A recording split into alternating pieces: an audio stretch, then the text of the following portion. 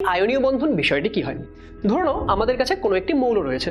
এবার সে কি করতে পারে, সে চাইছে যে সে নিকটতম নিষ্ক্রিয় গ্যাসের মতো একটা ইলেকট্রন বিন্যাস লাভ করবে।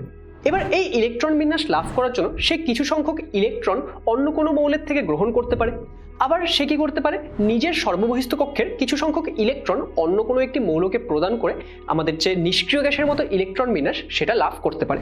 তাহলে এখানে বিষয়টি কি হয়, ধরে নাও আমাদের কাছে কোনো একটি তড়িৎ ধনাত্মক মৌল আছে। সেই তড়িৎ ধনাত্মক মৌলটি কি করে, তার সর্ববহিস্থ কক্ষের কিছু সংখ্যক ইলেকট্রন কোনো একটি তড়িৎ ঋণাত্মক মৌলকে দিয়ে দেয় এবং তার মাধ্যমে ধনাত্মক ক্যাটায়নে পরিণত হয়।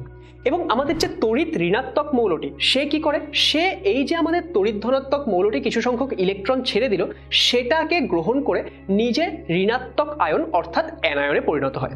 এবার এই যে আমাদের ক্যাটায়ন এবং অ্যানায়ন তৈরি হলো, সেখানে কি হচ্ছে দেখো, ক্যাটায়নের কাছে পজিটিভ চার্জ রয়েছে এবং আমাদের অ্যানায়নের কাছে নেগেটিভ চার্জ রয়েছে। এবার আমরা আগেই পড়েছিলাম যে কুলম্বের সূত্র অধ্যায়ে আমরা কি পড়েছিলাম, আমাদের যদি দুটো বিপরীত আধান থাকে তারা পরস্পরকে আকর্ষণ করে, তাহলে এই ক্ষেত্রে আমাদের পজিটিভ চার্জযুক্ত ক্যাটায়ন এবং আমাদের নেগেটিভ চার্জযুক্ত অ্যানায়ন তারা পরস্পরকে স্থির তড়িৎ আকর্ষণ বলের মাধ্যমে আকর্ষণ করছে এবং সংযুক্ত অবস্থায় থেকে অণু গঠন করছে। তাহলে এই যে এই বিষয়টি, এটাই হলো আমাদের আয়নীয় বন্ধনের মেইন বিষয়। সম্পূর্ণ ভিডিও দেখতে ডাউনলোড করো আচার্য